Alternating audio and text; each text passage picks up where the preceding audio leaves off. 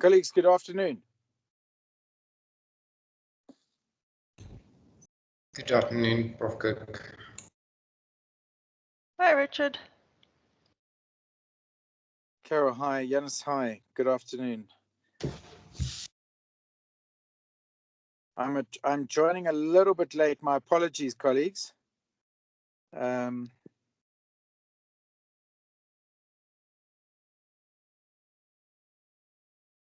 And I see that we have 12 in the meeting. I think I'm going to, can I just give it a minute more to see as to where we are at?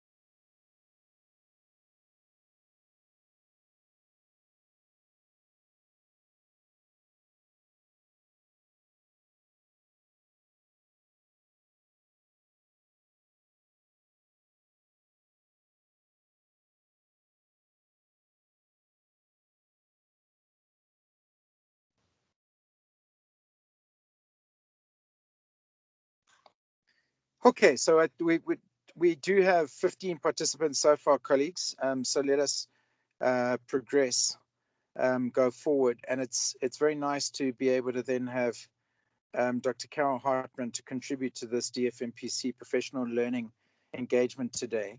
A reminder quickly, colleagues, that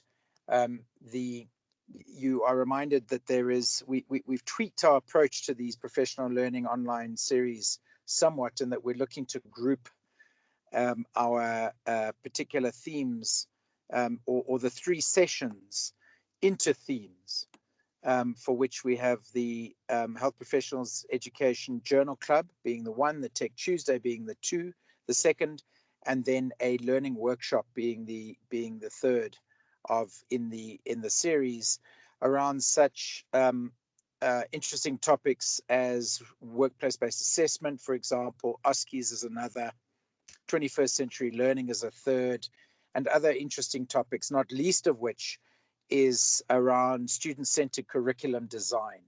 And it's with that important topic in mind that we invited Dr. Hartman to contribute to the series, given her experience and expertise around curriculum mapping in particular, and LOOOP within that particular topic.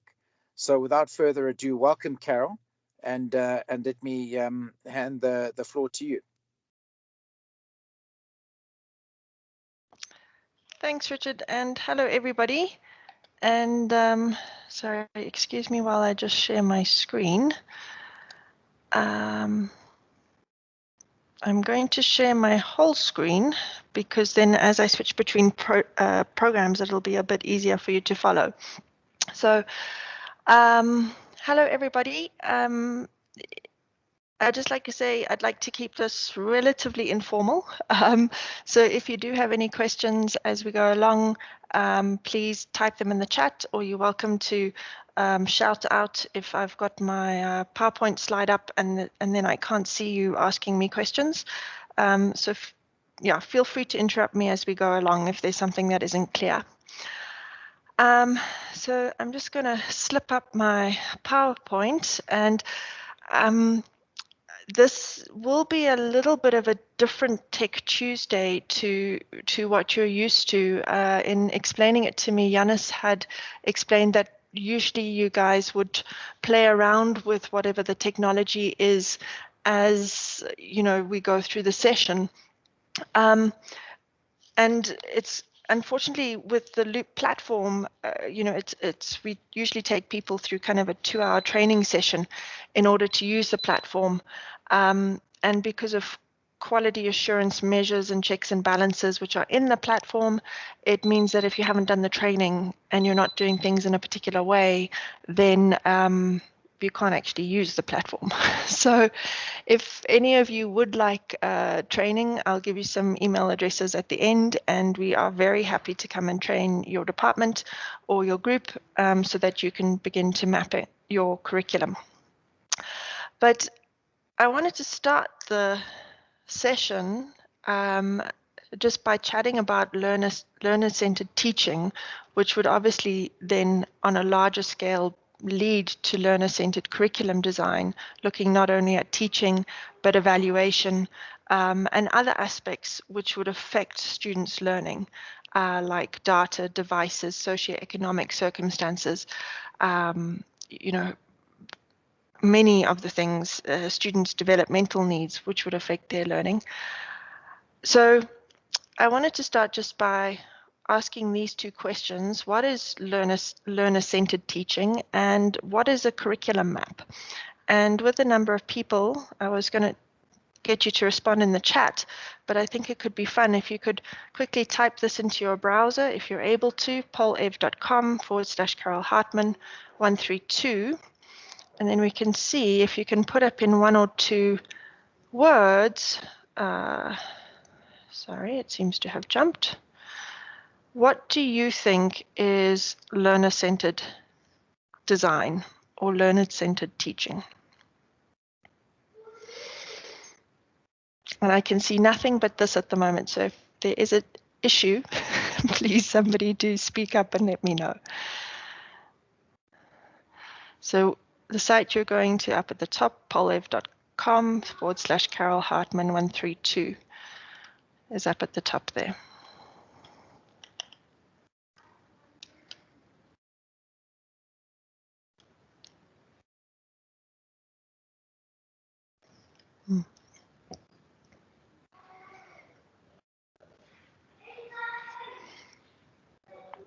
Okay, I'm just going to check in the chat quickly. Thanks, Yanis, for putting it there. Can someone let me know, is it working from your guys' side?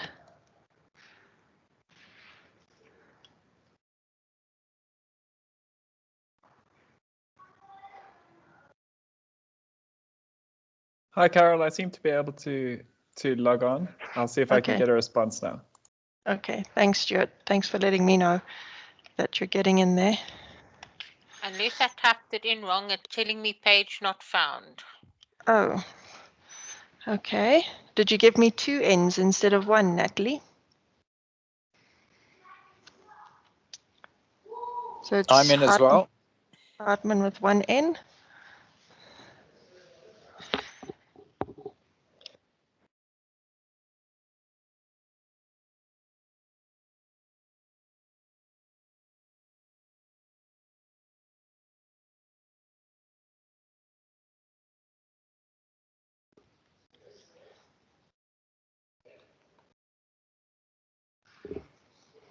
Ah, there we go. So looking at requirements, motivating students, looking at learning requirements. So I'm not sure where the account, but it's looking at learners' knowledge. It's active. So it's doing things differently. There's needs of what the student needs to learn, I'm assuming. Okay. And would take into account the student's circumstances, their aspirations, their involvement. Okay, students' pacing. Okay, great.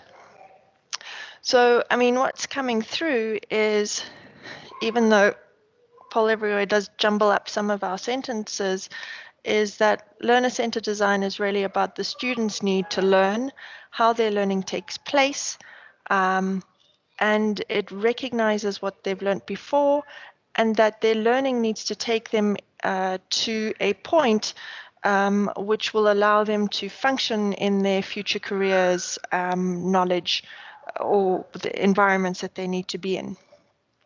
Okay, so if we go on to the next one, about what do you think is curriculum mapping? I think you guys should have a next that you can click on, which should allow you to go on to the next one.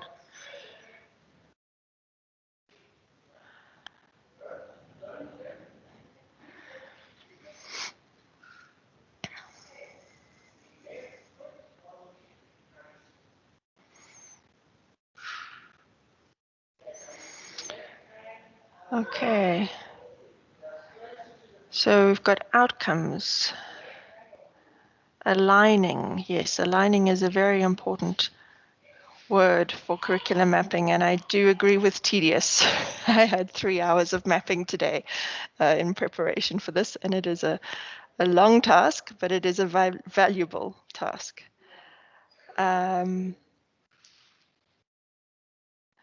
Okay. Okay, so looking at objectives, concepts, assessments, students' courses. Okay.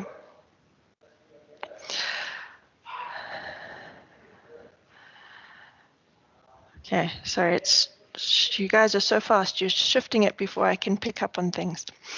Methods, okay, what's in their degree? Okay, planning, yes, and definitely planning. Standards is also a big part of it, and what interventions there are. Okay. Okay, thank you. So you guys are definitely on the right track with what our 2 components that we're bringing together in the session today. So just for me to kind of provide a little bit of background, if you'll give me 1 second, is the noise in the background affecting you guys? Sorry, my son has a friend over. Can you hear it? Or okay, good, thanks.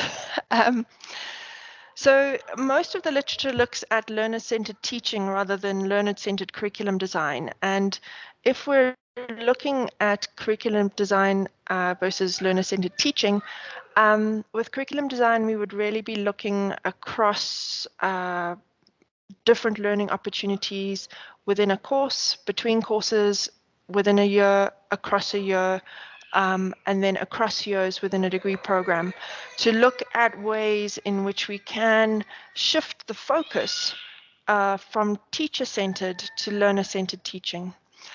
If we're looking at learner-centered curriculum design, you would also be looking at taking into account students' resources, developmental needs, and some of those other things which I alluded to at the start of the talk. But just in order to kind of focus it more on mapping, I'm going to look more at the learner-centered teaching in curriculum design, if that makes sense. For those of you who would like to read up a bit on it, there's a book by Mary Ellen Weymar, which is really great. I've learned a lot in reading it over the weekend. And there's this short article by Spencer and Jordan who looked at specifically learner-centered approaches in medical education. And if we look at the principles which were set forth by Mary Ellen Weymar, then really what we're doing in contrasting a teacher-centered role or a teacher-centered view of teaching with the learner center is looking at 5 different areas, these areas down the middle. So the first one is the balance of power. And within a teacher-centered approach, the teacher would be determining what, when, where, and how learning takes place. Whereas in the learner-centered approach, the learner becomes part of the decision-making process to determine what, when, where, and how learning takes place. And in the literature, this is, if we're putting this into action, there are various descriptions from, having high flex learning, so hybrid models of blended learning, which is flexible in time and place for where the student is learning, all the way through to courses or programs who describe co-construction of the course itself with the students. So there is a spectrum and a range of what is considered learner-centered teaching. But what would be key is this philosophy, really, that the learner has far more control and a lot more autonomy in deciding what is learned, how it's learned, and where it's learned. There's also a difference in terms of function of content within the teacher-centered role. It's more about delivering a body of knowledge, which creates a knowledge base within the student. Whereas in the learner-centered teaching, it's not only about having knowledge creation and creating that knowledge base, but it's about having the knowledge creation as a vehicle for skills development. So these might be learning skills, or it might be competencies for future practice and future environments that the student would find themselves in. The role of the teacher is also different in these two paradigms. So in teacher-centered, you have expert who is imparting knowledge, deciding what is taught, how it is taught, and how the students will interact with that knowledge. Whereas in the learner-centered paradigm, the teacher is still an expert, but they are more guiding the student to achieve the knowledge and skills through far more interactive learning events. And because the student is so much more involved within the learner-centered teaching paradigm, the learner takes on far more responsibility for learning and also becomes far more motivated to learn. There's intrinsic motivation rather than the extrinsic motivation of pleasing the teacher and trying to achieve a grade. There's the idea that the learner becomes motivated to learn because they can see their development through the evaluations and assessments that are done, and this then further influences their learning and motivates their learning as well. So that's very useful for us to keep in the back of our mind as we're looking at how we would be designing learning events in order to achieve a more learner-centered approach, and how we would use curriculum mapping in designing those learning events. And there was I'm afraid I can't remember which article I read it in now, but there was an article which made the point that it's important to distinguish between implementing learner-centered activities within our teaching versus adopting a learner-centered worldview. It can be relatively easy for us to put in activities into a teaching event or a learning event which would increase interaction and engagement. But is that truly adopting a learner-centered worldview or a learner-centered approach if we're not transferring some of the power to the learner to direct their own learning, and with that, giving them some of the responsibility? So if we move on to curriculum mapping, so curriculum mapping is representing the different components of the curriculum, so we can see the whole picture and the relationships and connections between the different parts. This is from an article by Harden in 2001, and the key about his definition of curriculum mapping is that it allows us to see the curriculum as a system of interrelated components. And this, in turn, allows us to see how each component is contributing to what is taught, how it's taught, and when it's taught. And what are the measures that allow us to know that a student has learned? And in seeing these different parts of the curriculum as an interrelated whole, we're then able to see how affecting one part of the curriculum can contribute to learning. So there are many different ways and things that can be included in a map. Harden speaks of 10 windows or nodes. I've put another reference down here by Rawle and colleagues, and they describe there's some elements which are similar, but they describe a different purpose for their map and a different approach to mapping to what Harden describes. And so what you would actually put into your curriculum map is very dependent on what the purpose of the map is. So you can map a single lecture.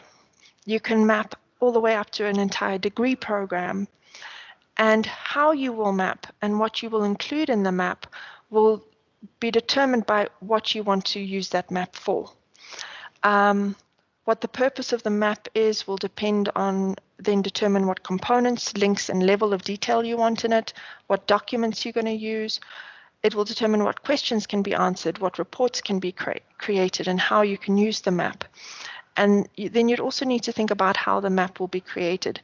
So I saw that there is going to be a section on storyboarding later on, I think in one of the sessions, and storyboarding is essentially one form of a curriculum map where you plan out different learning and teaching activities. And so when we're mapping, we can do it with paper and pen, whether that's actual paper or digital paper, something like Google Keep or OneNote or Dropbox paper. Yannis can type in the chat. I can't remember his mind mapping software that he uses, but that's also something you could use to map if you wanted to map at that level. You can use Word or Excel if you're forming a fairly simple map. But when we're trying to map up to the level of a curriculum, an entire program, then it is useful to have specialized mapping software. So if we look in LOOP and what we would be capturing in LOOP, LOOP stands for Learning Outcomes, Objectives and Opportunities Platform. And if we look at what we are capturing there, we have a number of different interrelated components of the curriculum that we capture so that we can then see the relationships between them. And I'll demonstrate the software to you now so you can see what I mean. So the first thing that we would capture is the learning event. And in that, we would include the teaching methods, what the sequence is on the learning event. So if I have 3 lectures on a topic, what order do the objectives come in and the learning events come in? Or where that learning takes place. So is it clinical or is it on campus? What is the discipline who's teaching it and what time allocation there is? We also map, or once we've done our learning events, we then map our objectives, which has an indication of the content as well as the level of knowledge. So for the knowledge domain or the cognitive domain, LOOP makes use of Bloom's taxonomy. And then it also makes use of modified Bloom's for attitudes and for skills. Sorry, I think it makes use of Miller's pyramids for skills. And so that allows us to see not only what students are learning, but to what level we expect them to learn it within the curriculum. We map the objectives against MESH categories, which is a standard catalogue of medical terms and categories of information used in the libraries and the publishing world.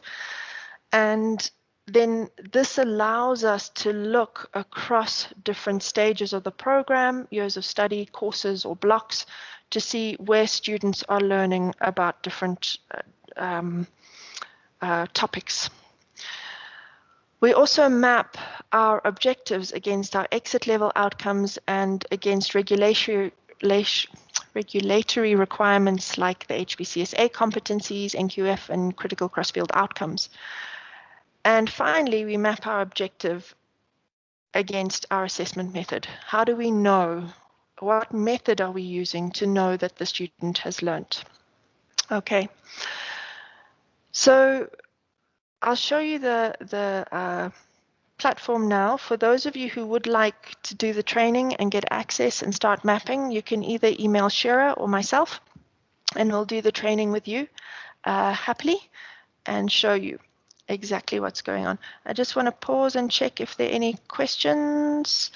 Thank you, Yannis, for putting that into the chat. Are there any questions that anyone wants to ask quickly?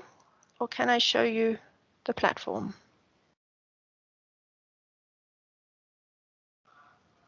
Okay, cool. So I'm going to show you the platform. So in LOOP, if we go down the left-hand side, and I'll use the medical program as an example, we can see the program heading, okay? We don't have any objectives or learning events in here because we're still preparing the documents to upload. But I'll show you the first principles of how we can search. So I can search at a program level. I can search at a year of study level. If you look down the left-hand side, you can see the years which are loaded. I can search at a course level. So if I were to click on a course, it would show me the different learning events, objectives related with that course. Okay, so it has different levels and structures. The degree program according to the program, according to the year of study, according to the courses within that year of study. And if I go down to the demo model where we do have examples, so in the demo model, that would be the program level, okay? There are then a number of mock courses which have been created for training. And if I go into this one, which would be a mock course where I put in some of the basic concepts of medicine and health from the first year of the GEM program. And the searching that I'm about to show you and how you can use the curriculum map that I'm about to show you, as I said, you can do it at program, course, or learning event level, all the way from full program down to learning event. Okay, so I'm just going to show you at a course level, essentially. So when I'm looking at a course level, the first thing that I can note is I can see which course I'm in. I can see the unit and the topic. So for GEMP, this is really along the tracks that we have. So I can see that this learning event belongs to the community doctor theme. This learning event here belongs to the patient professional development theme, whereas this one would belong to pharmacology. I can see what those learning events are within the unit or topic and how much time is spent on them and who is delivering them and what the teaching format is. Now, if I were to be looking at developing a learner-centered curriculum, you know, we would want to really see how or teaching formats here that would be encouraging active participation. Okay. So the first way that you can use a map is to review what you're currently doing, obviously.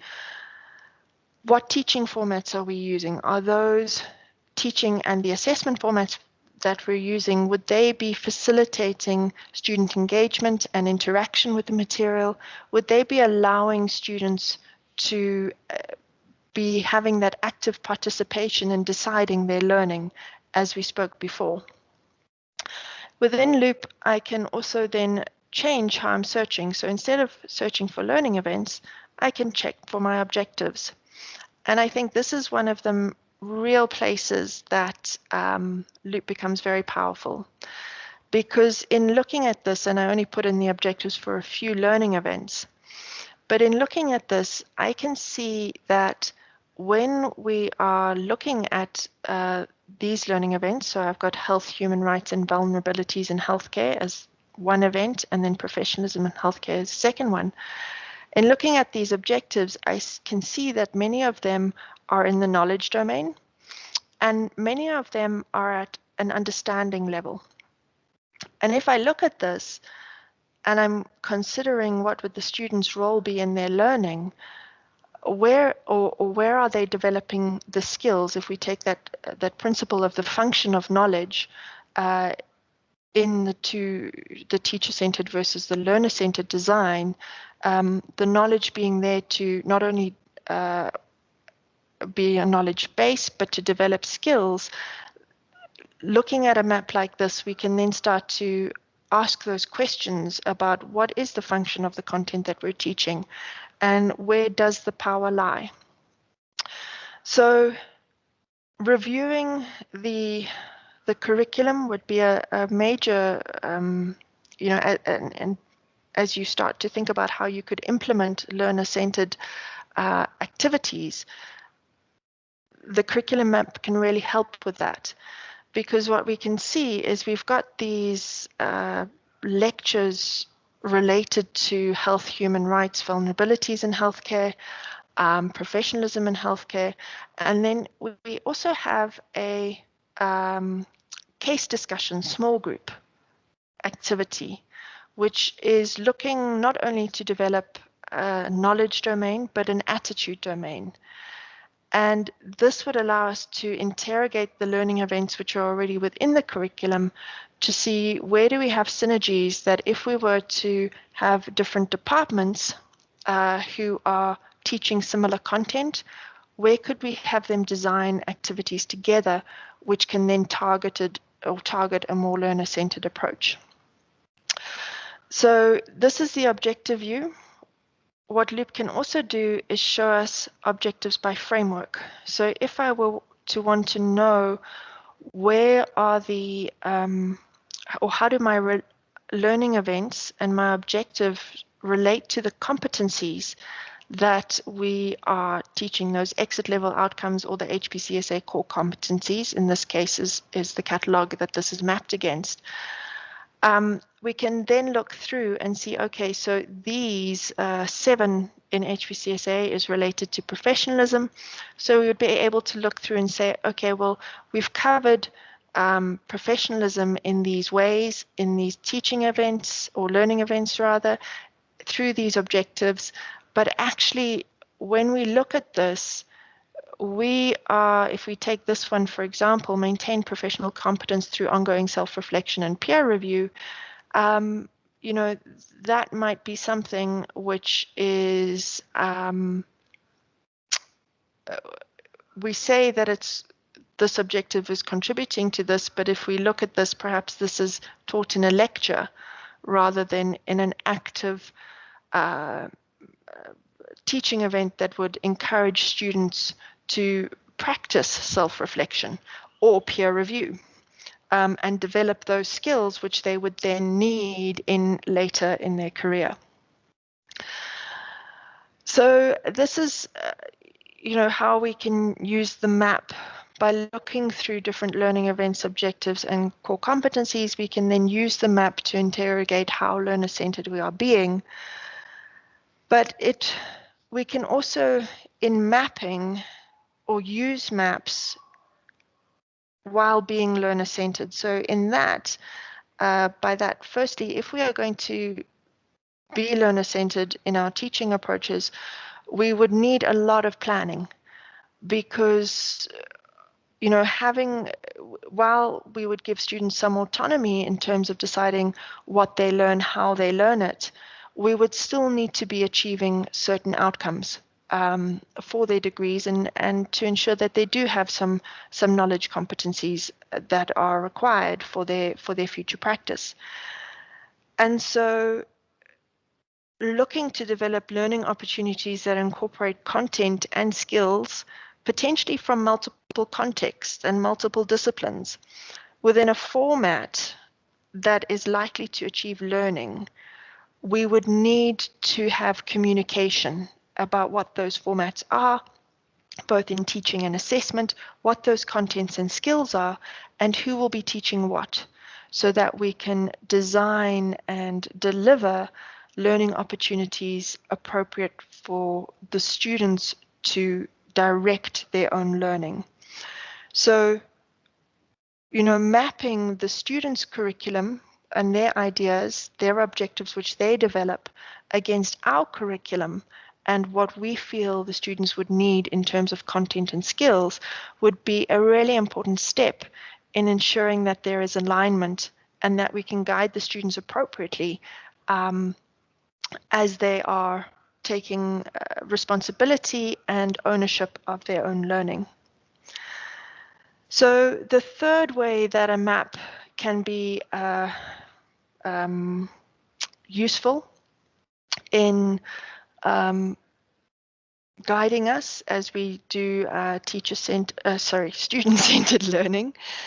Sorry, I just want to go down into the PPD and look at it from a learning event perspective, because at the moment, our platform with LOOP is very teacher focused.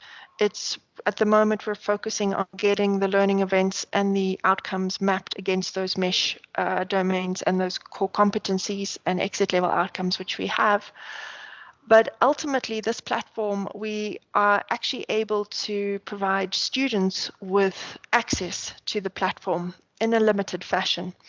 And what that means is that for each learning event, when we go into it, as a lecturer down the bottom, there will actually be an opportunity here for students to comment on the learning that took place during that learning event. Did that learning event actually align the format and the materials within it? Did it actually align with the stated objectives and the competencies that were supposed to be achieved during that session? So the platform provides a very powerful tool for getting feedback on learning events. Charité is also actually using it to create personalized timetables for students according to the activities that they need to take part in. So if a student needs to do some extra remediation in a certain area, then they would, because they haven't achieved certain competencies, then that is timetabled in and factored in with their timetable. And that timetable is delivered to the students. So not entirely delivering a personalized learning pathway like you would on a learning management system, where if you have an assessment of prior knowledge and the student performs in a certain way, you would then set tasks appropriate. You know, if the students performed very well, you might set a more advanced task. If the student hasn't performed so well on the prior knowledge activity, then you would set tasks which take them through some of the basics again before they move on to the advanced learning materials. So it's not quite a personalized learning pathway in that way, but it does personalize the activities that the students need to do to support their learning and so that they can achieve the outcomes that they need to. So that's the platform, and that's some thoughts on how it can help us to plan or review and plan, and then also communicate our curriculum so that it can be more learner centered. I think having students know how the objectives of a learning event are contributing to the future competencies that they need to have to perform as a healthcare professional is a very powerful motivator for them and can really help to guide their learning and them to motivate, develop their motivation and their engagement with materials as well, even as we transition from the more teacher-centered approach through to the learner-centered approach. So that is what I have. I'm not sure if there are any questions about the platform or how it works.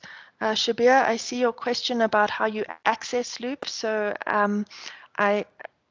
unfortunately, with the platform, there are some quality assurance mechanisms that you need to input information in a very particular manner into the platform so that we can ensure that the data that we have is appropriate and can be searched within the databases that are there. And so for that reason, if you would like to access LOOP, if you'd like your team who are working on a course or whatever it might be to have access so that you can map your component of the course, then you can mail Shira or myself. I'll put our email addresses into the chat, and we can arrange the training for you, if that makes sense. Richard, yes, I see your hand.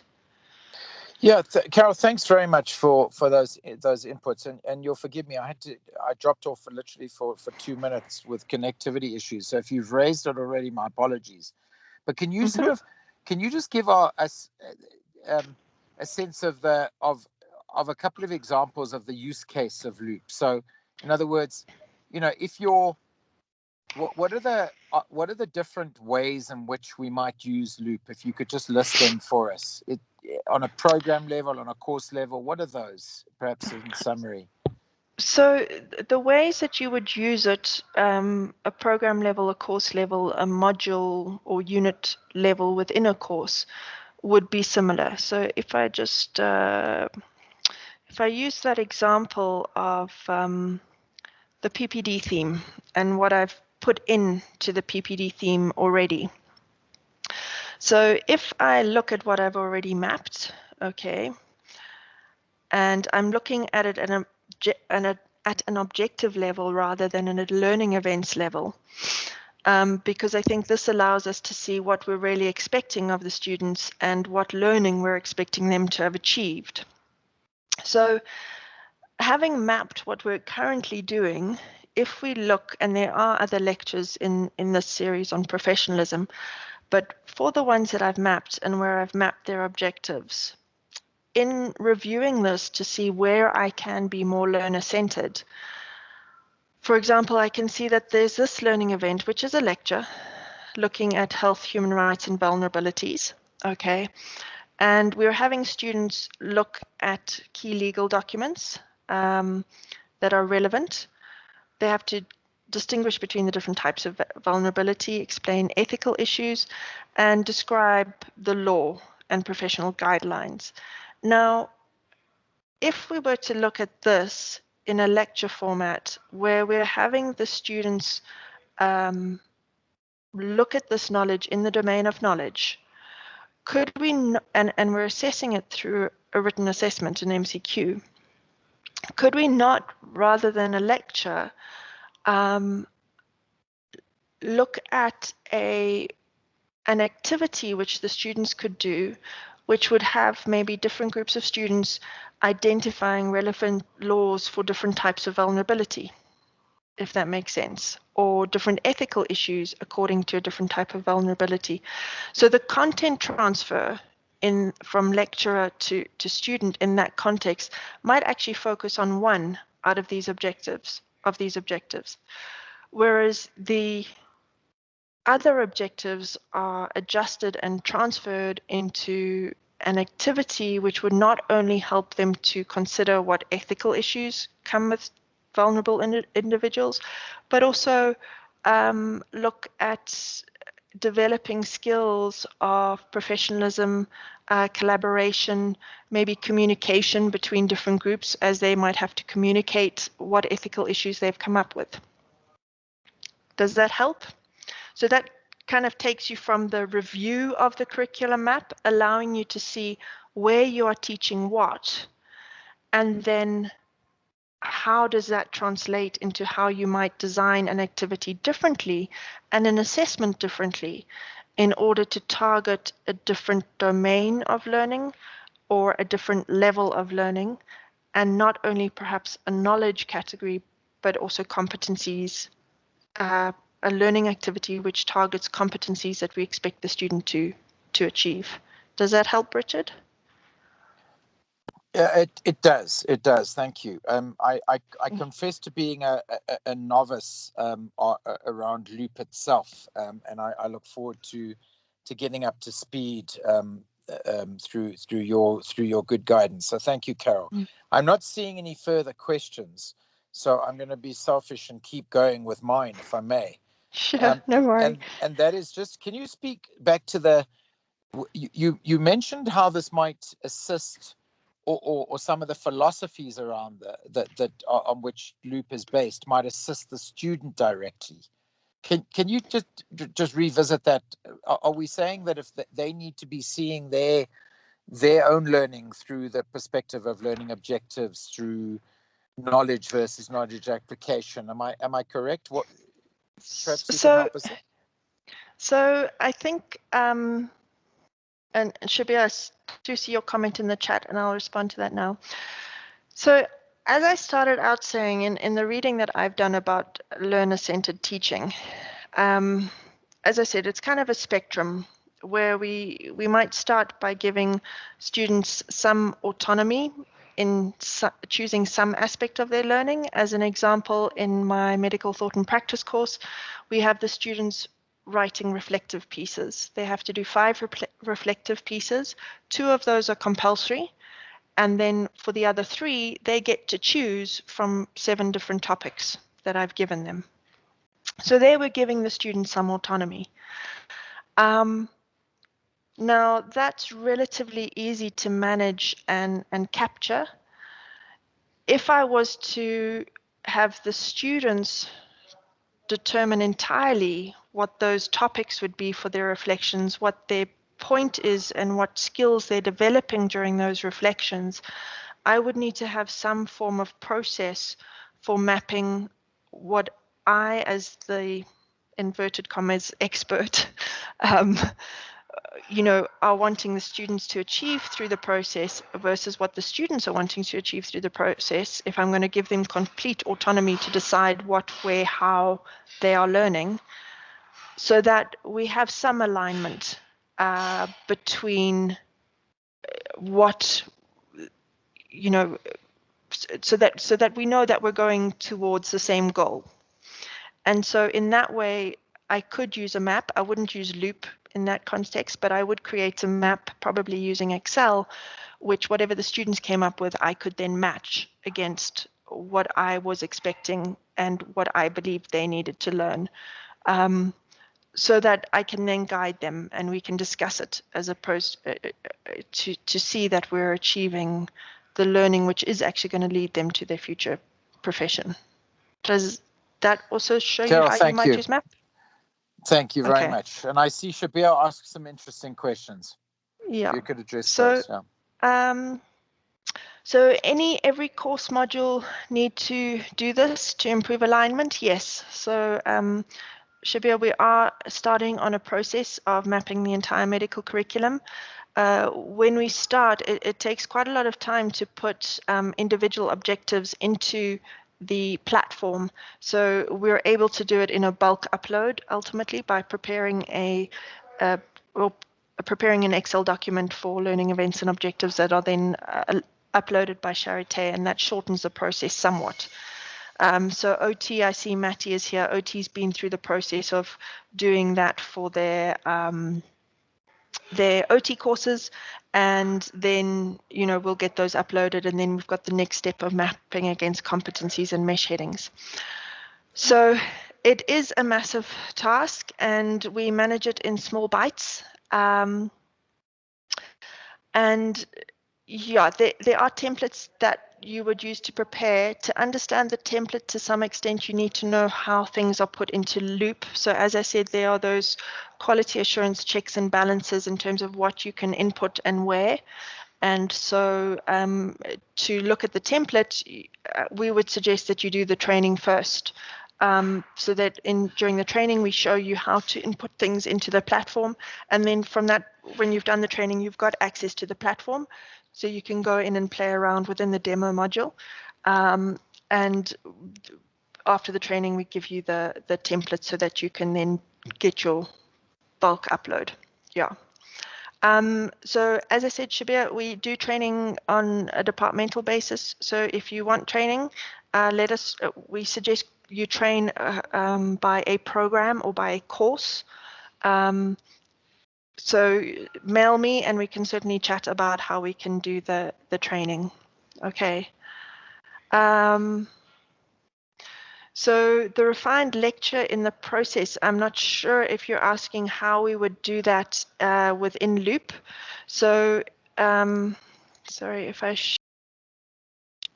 sorry, I'm muting myself instead of opening up the platform and sharing my screen.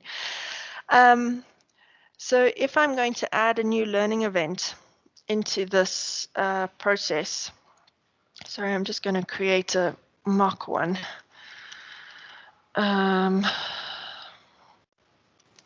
When I'm doing that, there are a lot of different teaching formats that I can choose from. And I think now with us doing more stuff online, we will need to look at how this is actually done and maybe adapt these in a little bit.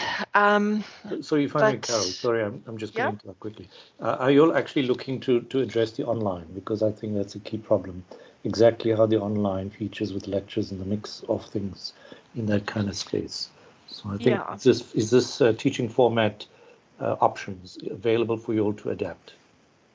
Yes, so we can adapt the options which are within there if there is a motivation and significant reason, if that makes sense.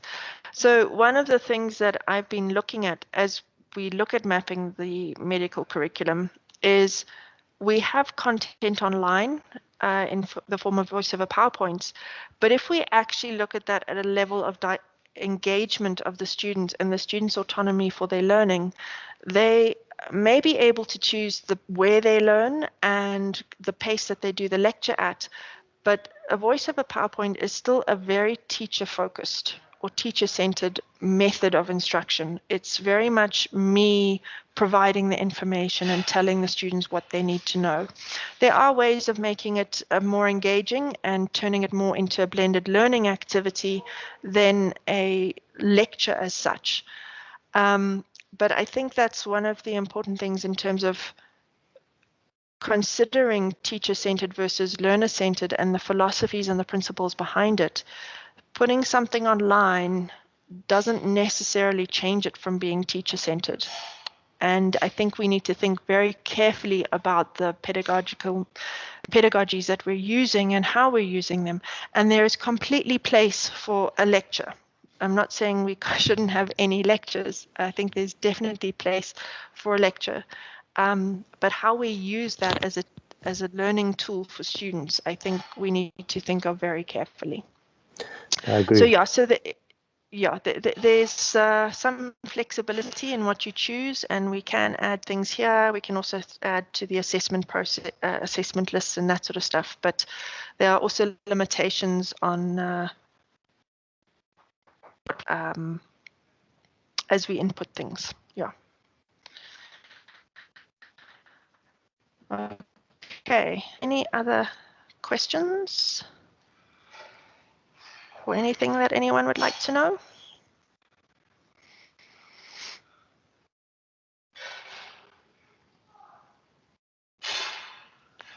I hope it was clear and not very unclear. Richard, yes?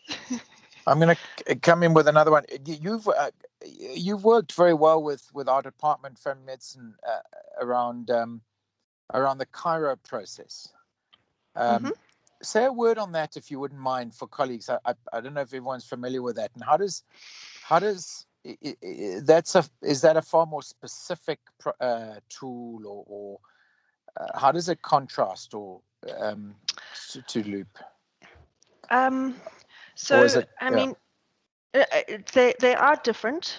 So to me, Loop or any curriculum map, if we make it more general, there are other mapping softwares out there. When we looked at Loop, it had advantages in that it's specifically designed towards the healthcare context, and there are other universities within South Africa who are using it. So ultimately, it could actually allow us to compare curricula across institutions, which would be a really great initiative.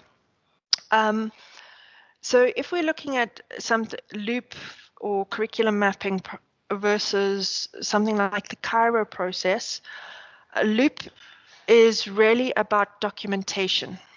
You are producing an artifact, or it's a tool that you are using to document the curriculum, and from that documentation, you are then able to draw conclusions, make decisions on changes, document changes, which would then obviously help you to evaluate changes and that sort of thing. Cairo is really a curriculum design process, which helps you to decide what you would like the focus of that course or that degree program or whatever it might be to be.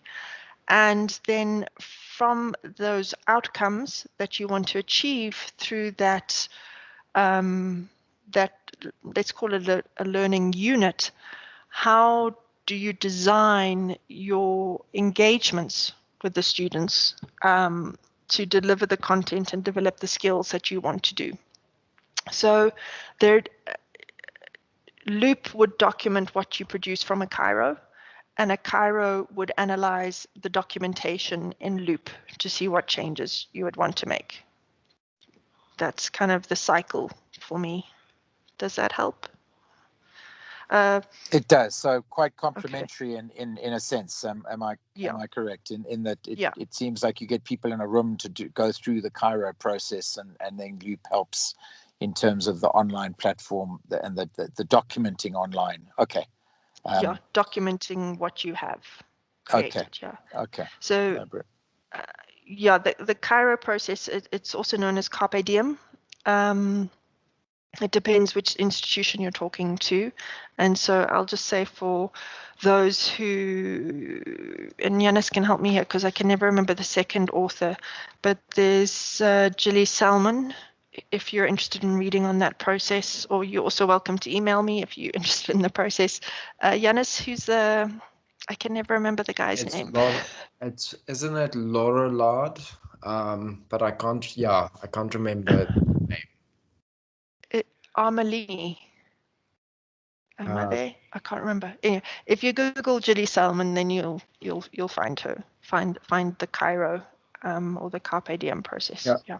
She also, if you Google Gilly Salmon, you'll get to a website for Carpe Diem, and she has got workbooks that you can download if you want to follow that process. Yeah.